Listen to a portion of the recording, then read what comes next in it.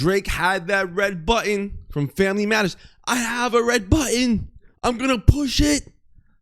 Family Matters, I'm dropping 7 minutes. Within the hour of that late night drop, May 3rd, 2024, Meet the Grams drops minutes later with an eerie beat talking to Drake's family members. We are at the anniversary of Meet the Grams. It is time to finally celebrate Meet the Grams for the impact it's had on just the whole rap battle, but on music at large. But when Meet the Grams dropped, I mean, over this eerie, slow burning beat, Kendrick crafts a narrative that no one saw coming, cold, personal, and cinematic in its execution.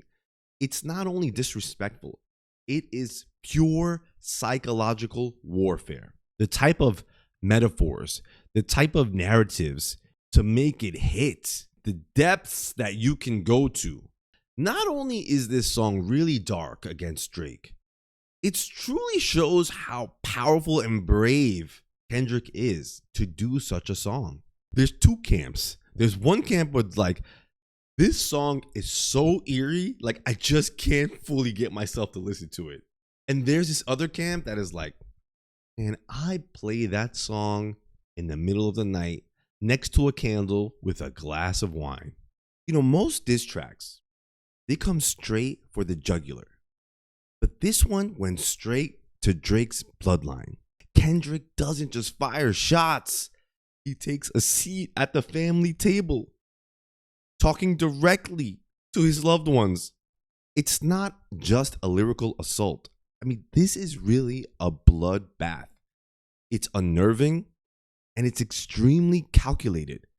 Let's revisit the beauty of Meet the Grams line by line. I mean, am I allowed to really use the word beauty and Meet the Grams in one sentence? And can we all agree that after Euphoria, we already knew that Drake wasn't going to win this? But only after Meet the Grams dropped minutes, or at least within the hour of Drake's Family Matters, what kind of insane game of chess and warfare is this guy playing?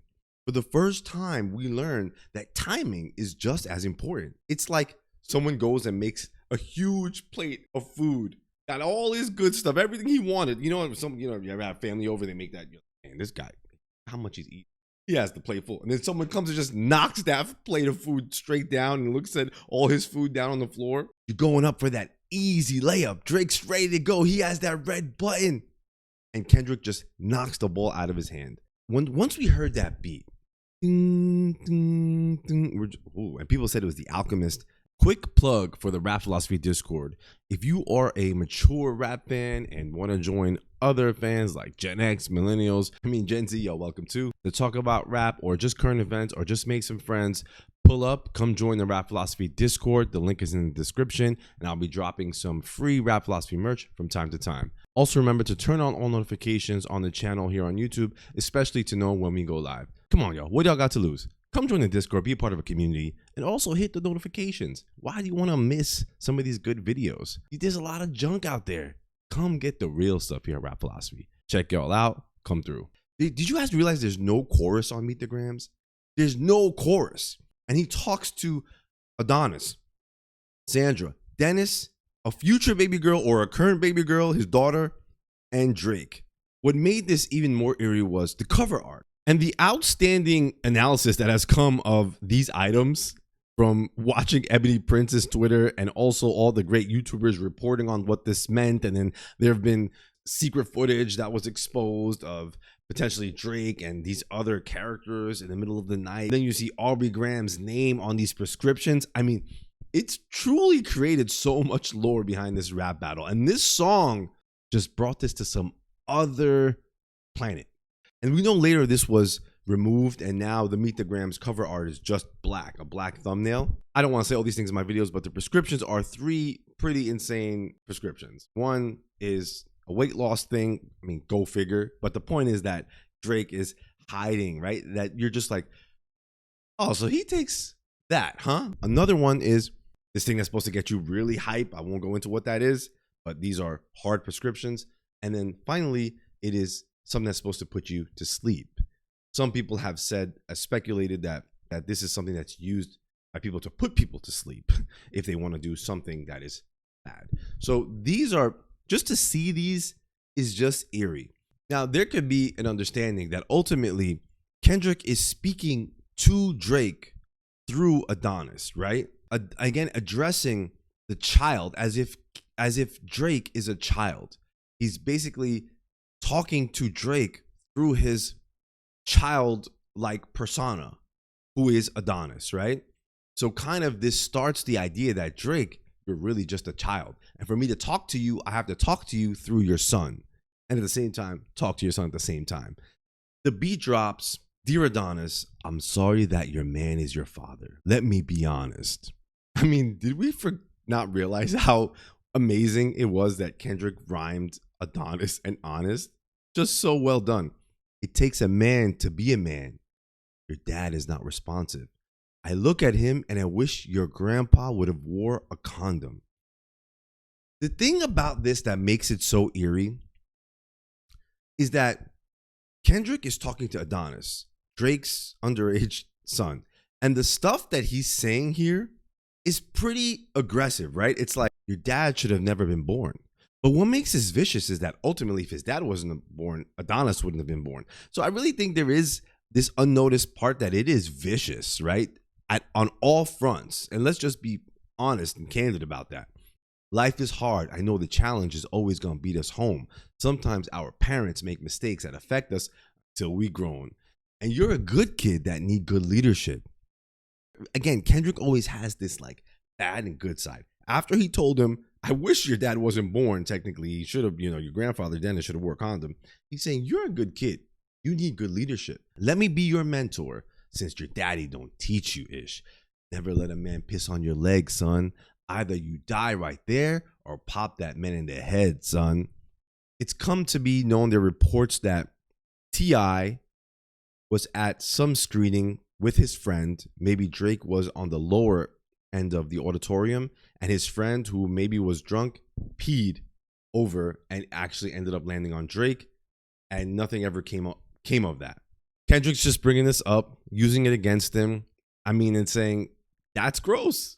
That's something you can't let happen. Either you got to die for that. Basically, protect yourself. That's something your dad never did.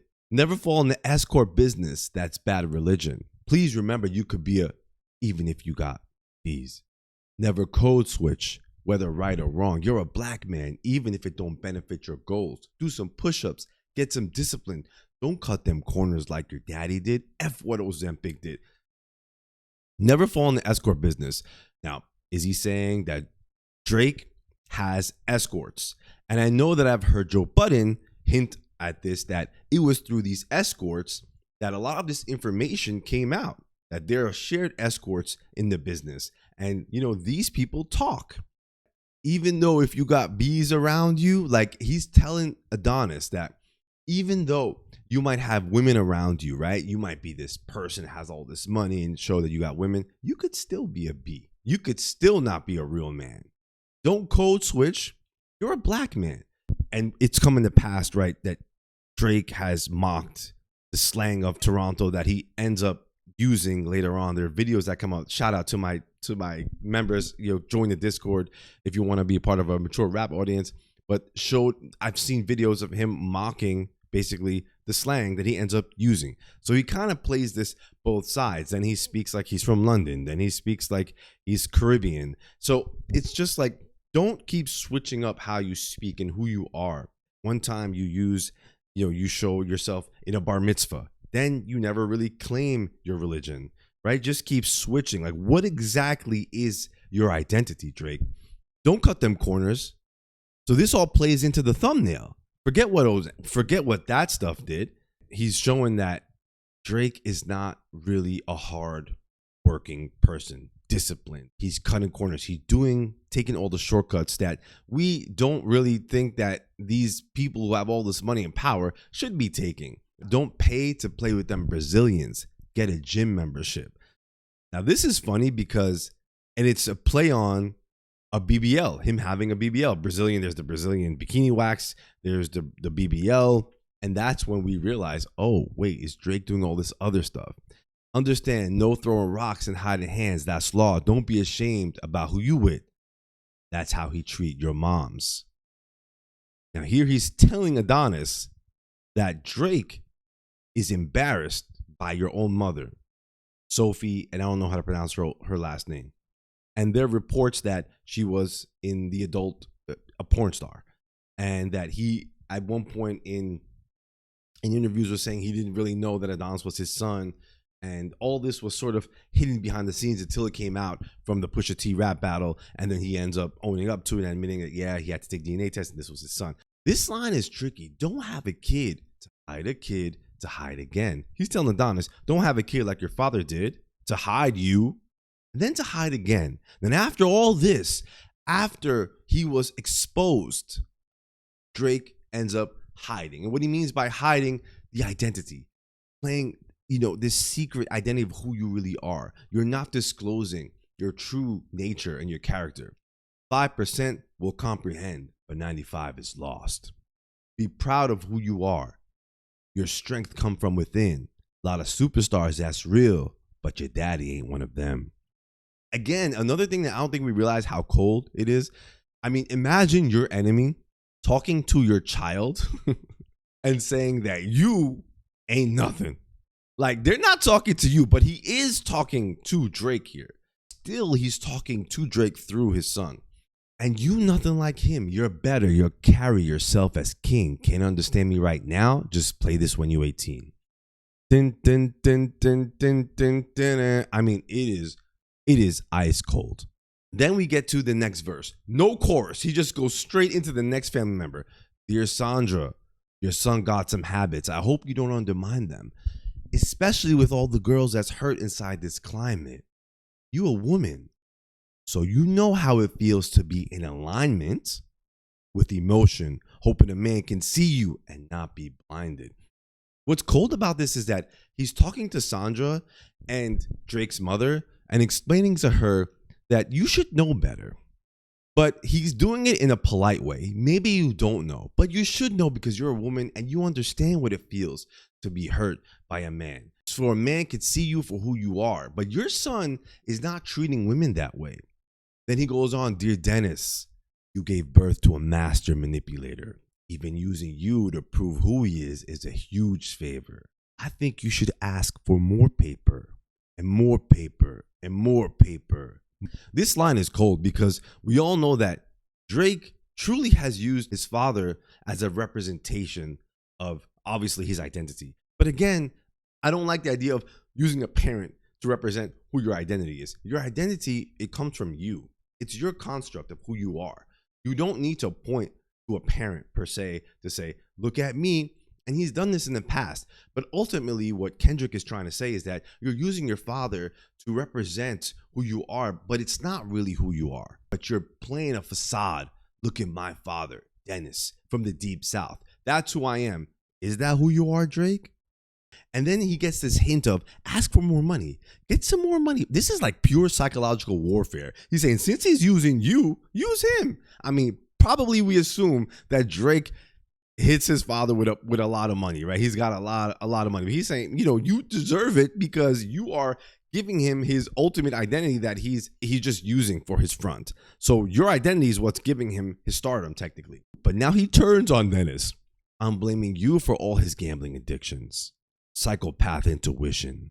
The man that liked to play victim. You raised a horrible person. The nerve of you, Dennis.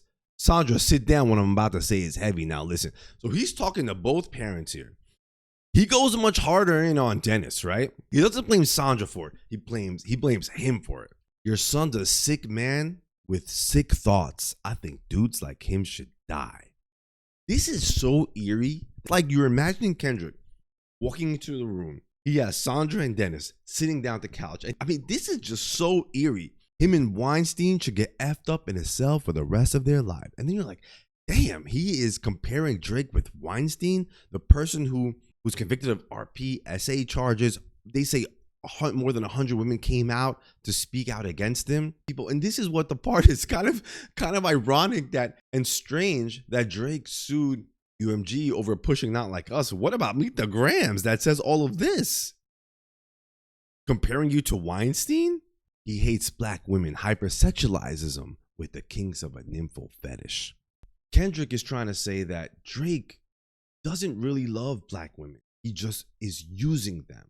And this word nympho, this word of being this overly sexualized, like he's overly sexualized and overly sexualizing them, not treating with respect. Grew facial hair because he understood being a beard just fit him better. This line was actually way more twisted than I thought, because at first glance you're thinking grew facial hair because he understood being a beard or having a beard just fit him better, right? That Drake, you're really a child and you're growing a beard only to hide. But the word beard has like different historical meanings. Like this word is used as a slang term to when someone wants to help someone else hide their sexual identity. Now, I think it's a nuanced word and it's probably outdated, but this is, I think, the idea that the beard is someone who's ultimately hiding an identity or helping someone hide an identity, right? Ultimately, the beard is hiding some orientation. So I think this could be seen as, is it real? I don't know in terms of when it comes to the sexual orientation of Drake, or it's just the hiding of the identity.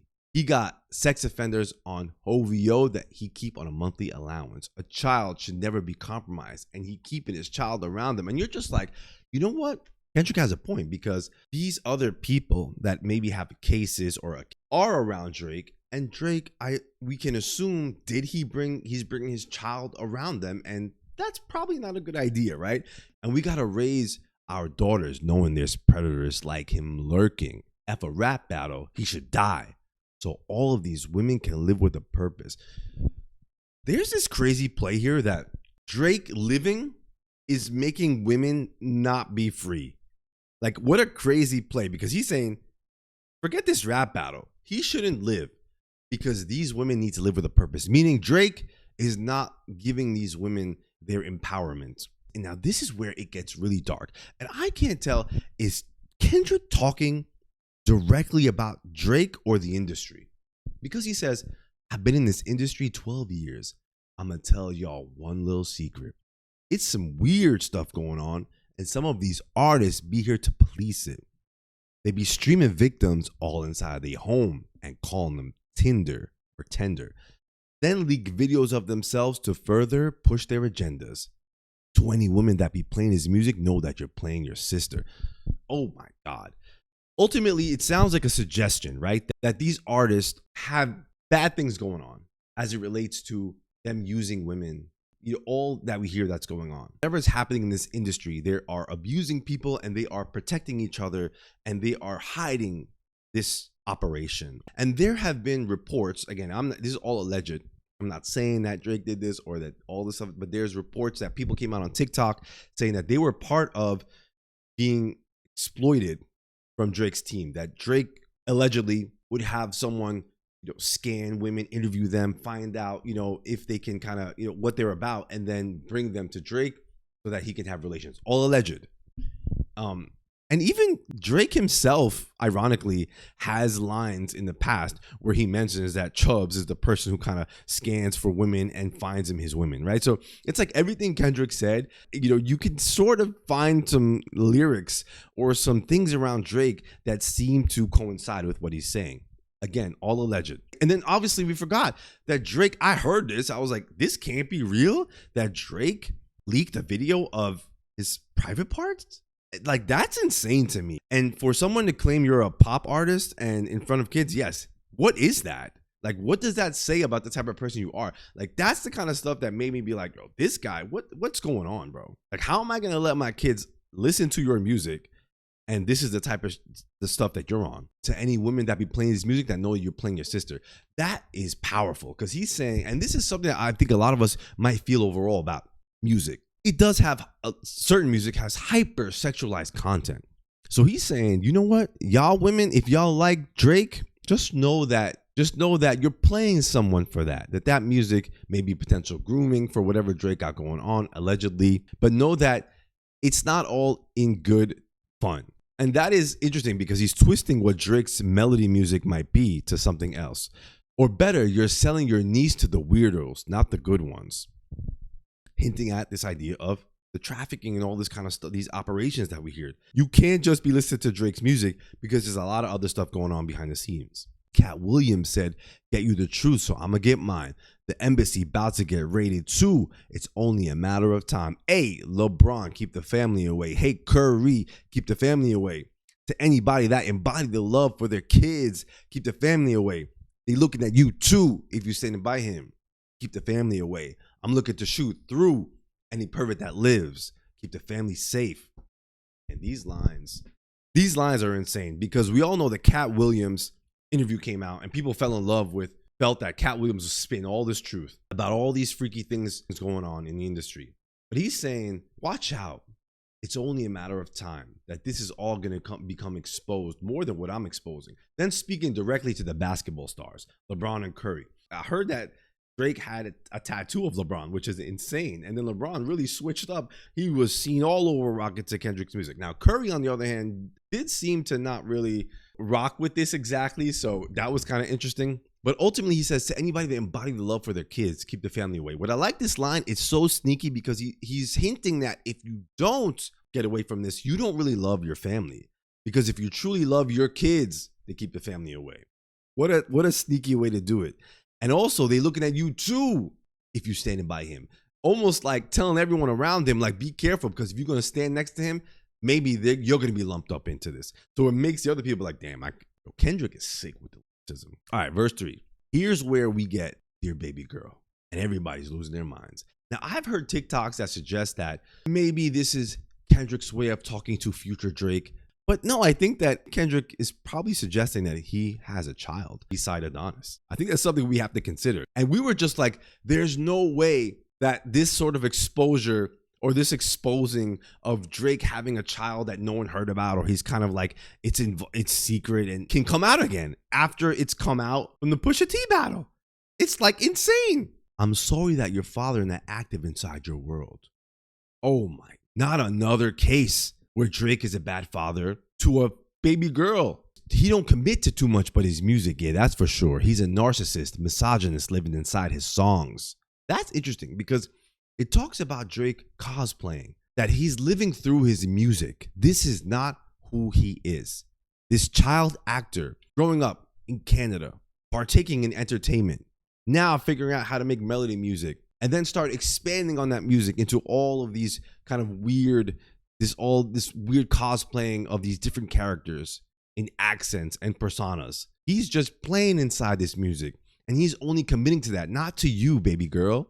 What is the irony though of, I don't think we've noticed that verse 3 starts Dear Baby Girl, and then one of the most notable tracks that came out after the battle, Nokia, is the line Baby Girl. He says, try destroying families rather than taking care of his own. Should be teaching you timetables or watching Frozen with you, or at your 11th birthday singing poems with you. Instead, he be in Turks, paying for and popping examples that you don't deserve. I want to tell you that you're loved, you're brave, you're kind. You got a gift to change the world and could change your father's mind.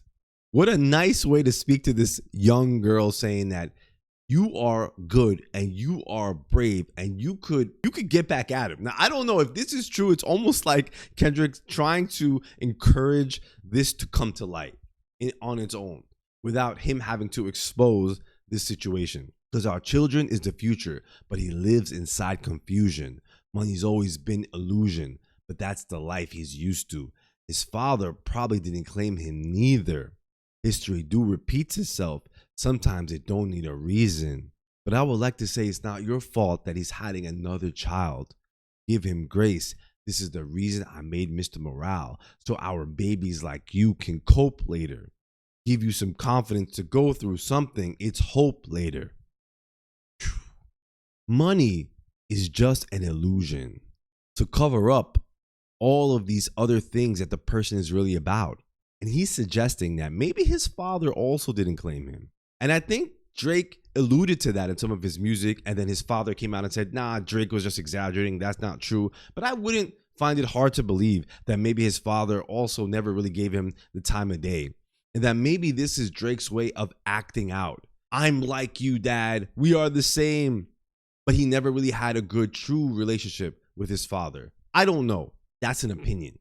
But the fact that Kendrick says here, it's not your fault that he's hiding another child, it's safe to say that Kendrick is suggesting that this is active, that this is current, that he has another child. But give him grace, because this is why I made Mr. Morale. And I like this line because it's Kendrick's way of explaining what Mr. Morale and the Big Steppers is really about. And people try to say that it's Kendrick trying to be moral. No, it's he's exposing all of the good and bad things, all of the trials and tribulations that he's going through in the past and present. That's what the Mr. Morale and the Big Steppers is really exposing. Not that he's some moral person. Then he says, I never want to hear you chase a man because it's feral behavior. Sitting in the club with sugar daddies for validation. You need to know that love is eternity and trumps all pain. I'll tell you who your father is. Just play this song when it rains. Yes, he's a hit maker, a songwriter, superstar, right? And an effing deadbeat that should never say more life. Meet the Grams. Now he's turning up. And the fact that he turns up while talking to the daughter is ice cold. I'm going to tell you who your father is. Play it when it's rain. You know when it rains and things are dark and eerie and sad? Listen to this song then. Yeah, everything you know about him is true when it comes to the stardom. But he's a deadbeat that should never say more life, and more life being, I don't remember, is it a song or the name of one of his albums? I don't even know enough about Drake's catalog. All right, now we get to the last verse where he speaks directly to Drake. But we all have to appreciate that he doesn't say, Dear Drake. He says, Dear Aubrey. I'm going to speak to you, Drake, through who you really are. Not Drake, the character and the persona you're making up. Your name, Aubrey Graham. After I sat down with everybody else, and what I love about this, it's Kendrick showing I'm not hiding. I spoke to your whole family, but I'm still going to come back and speak to you directly, even though we all know he's speaking to Drake through the whole family as well. And there's something about how Kendrick is saying these lines. I know you probably think I wanted to crash your party. It's almost like he's speaking nice, but in a condescending way.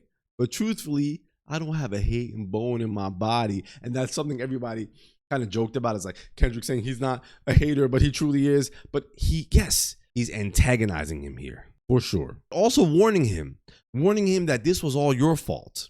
You brought the whole family and family man. You thought that you could get that dark with me? I'm darker. This is supposed to be a good exhibition within the game. And I think he's leading up to that turn up later. But you effed up the moment you called out my family's name. Why you had to stoop so low to discredit some decent people. And he's speaking here with this very gentle tone, which makes it so eerie. Yes, integrity is lost when the metaphors doesn't reach you. When you miss all my metaphors like I did in Euphoria and the control verse and like that, when I'm trying to be metaphorical as it relates to rap music and I'm just trying to make good music, you're taking it way too personal and you're switching up and you're trying to get dark with me and talk about my family and my kids. Integrity is lost when you don't understand the music. Now I got to teach you at your own game that you think this is my game. I know how to do this. You think you're going to get at me by talking about Whitney? What a masterclass Meet the Grams was.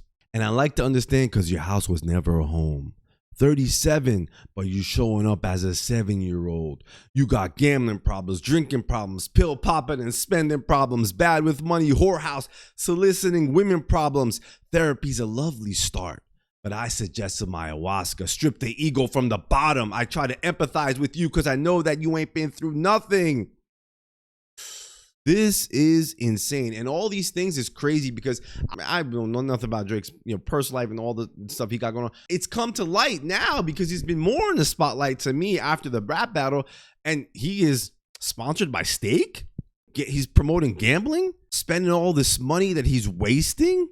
Yeah, you are bad with money. Kendrick's right. Then he's doing interviews with Bobby Altoff, who's like nobody knew who she was. She was new, and then all of a sudden, she gets an interview with Drake laying in bed. Then when he does any streaming or interview content, he's doing with XQC, the streamer, and Aiden Ross. Crave entitlement, but want to be liked so bad that it's puzzling. No dominance. Let's recap moments when you didn't fit in. No secret handshakes with your friend. No culture cachet to binge. Just disrespecting your mother. He's going in on Drake. Going in. Saying you never really had true friends. And maybe through your identity and all the mix up and all this kind of stuff, you don't know who you are. Let me show you all this confusion that you're going through, but you're taking it out on the culture. Identity's on the fence. Don't know which family will love you. The skin that you live in is compromised in personas. He's talking directly to the identity.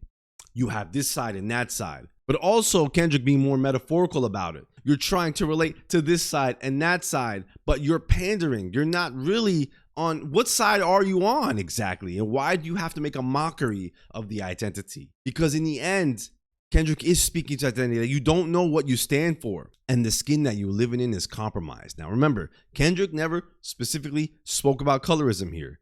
He's speaking identity. And when people say Kendrick brought in, no, it was Drake that two light-skinned kids in the park will be cute or some shit, or fake act, whatever he said in Family Matters. He didn't say your color. He's saying that identity and the skin that's covering you up is compromised in this false character. Can't channel your masculine even when standing next to a woman. You a body shamer. You gonna hide them baby mamas, ain't you? You embarrassed of them. That's not right. That ain't how mama raised us. Take that mask off. I want to see what's under them achievements. Why believe you? You never gave us nothing to believe in. Now he's turning up. You ain't never give us Drake. What have you ever stood for? And that line hit me because I was like, usually like an artist has a moment, represents who they are. And Kendrick, like to me, obviously Good Kid, Mad City for sure. But To People Butterfly to me was like a statement. And artists have these moments, but it was like Drake, what moment has he ever had? What has he ever stood for? So that line hit me. But the turn up, take the mask off. I want to see what's under them achievements. What are you really? Why believe you? You never gave us nothing to believe in because you lied about religious views. You lied about your surgery. You lied about your accent and your past tense. All is perjury. You lied about your ghostwriters. You lied about your... the lied line. Everybody has to know how dark and how this hit. You lied. You lied. Kendrick is just going crazy here. And it's so exciting and eerie to hear and to feel from him. You stand for nothing. You didn't stand for your religious views. One time you doing celebrating. Another time you're denying. One time you're saying you're a hard worker. Next time we hear about surgery. One time you say you're this. Then we hear an accent about that. One time you say you're the greatest rapper or the greatest writer. And we hear about the ghostwriters who come out many and many about writing your most notable music. The classic albums that are supposed to be yours, we hear were written by The Weeknd. You lied about your friends. They all pussy. You lied on them. I know they all got you in them. You're all the same. You lied about your son. You lied about your daughter. You lied about them other kids that's out there hoping that you come. You lied about the only artist that can offer you some help. F a rap battle. It's a long life battle with yourself. Eat the grams. Drake I don't know if he was sued or was going to be sued by Laquana Morris. And supposedly she was paid off to just put that to rest. And she was talking about SA and saying that she was impregnated by Drake. Kendrick suggesting here at the end of the song that there's also other kids. And the last line of him saying, you lied about the only artist. I'm the artist that might have been able to help you. I'm the one that could have helped you, but you lied on me? The only person that could offer you some help? F a rap battle. It's a long life battle with yourself. Meet the grams. This track was eerie. I think a lot of us didn't know how to feel about it. And ultimately, Not Like Us was crazy, but this has got to be seen as a track that truly put the nail in the coffin.